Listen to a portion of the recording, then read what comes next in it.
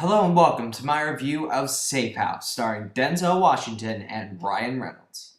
Safe House is a very simple premise. It centers on rogue CIA agent Tobin Frost, played by Denzel Washington, who mysteriously turns himself into a safe house one day, which is being protected by a new on-the-job CIA agent named Matt Weston, played by Ryan Reynolds. Then the safe house is attacked, and Weston and Frost go on the run pretty much in order to protect something that Frost is holding. I gotta say, I'm more than a little disappointed with this film. I was expecting a lot out of this movie. This has two of my favorite actors in it, Denzel Washington and Ryan Reynolds. And I love these whole concepts of putting two great actors into just an action film and allowing the two of them to play off each other. However, this is one of the most vanilla action films I've seen in quite some time. The cardinal sin of Safe House is that the story is just not anything original or exciting. We've seen this movie 100 billion thousand times, directed 100 times better, and nothing in this movie surprises you at all, especially if you've seen the trailer. But even so, you'll probably be able to predict everything that happens in this film from the opening frame. I'm serious, it's ridiculous how predictable this movie is. Also, the director of this film, Daniel Espinosa, obviously watched a ton of Tony Scott films and a ton of Paul Greengrass films, and instead of making something new out of their style, he just flat out ripped off their style, which I'll get to in a second. But first, let's talk about the principal good thing about this movie, and that is its two leads, Denzel Washington and Ryan Reynolds. This is the one part of the movie that really didn't disappoint me. Both of these guys were very solid in the film. Denzel Washington is never, ever bad. I mean, he's just great in everything he's in.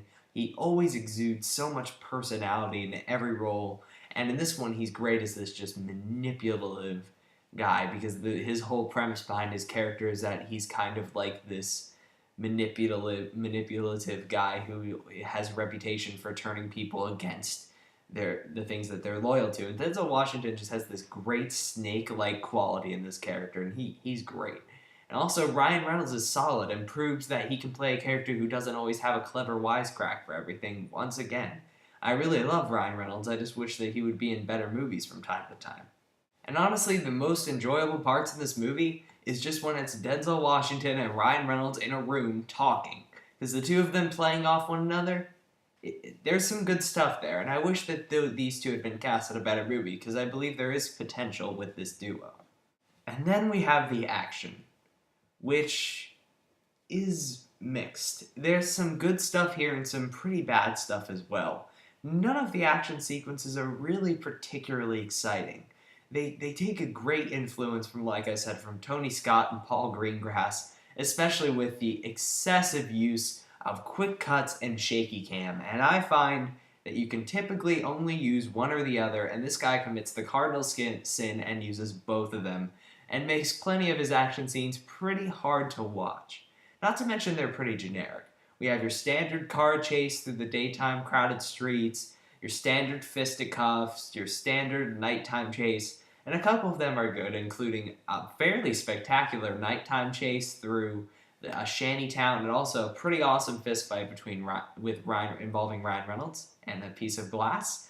But other than that, everything seems really generic, and the copycat handheld shaky cam thing really doesn't help the intensity at all. It just makes it feel like a rehash, which is pretty much what sums up this whole film. And also, I gotta say, I was fairly bored throughout most of this movie, and this is a 2-hour film, so if you don't get excited by this, you are going to be fairly bored, and I was squirming in my seat through a lot of this movie, and I kind of wanted to leave, I'm not going to lie. So overall, guys, I gotta say, Safe House is kind of a tiring and disappointing experience of a movie. It's pretty much just a half-baked combination of everything we've seen in action movies in the past decade, without a single original bone in its body.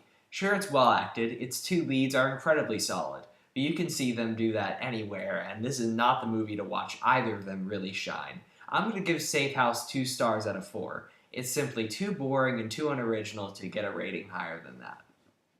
And I gotta say, this is by far the most disappointing movie of the year so far. And that's my review of Safe House. I hope you enjoyed it. If you did, please subscribe to my channel. And until next time, I'm Movie Kid Mike, making sure your time is worth your money.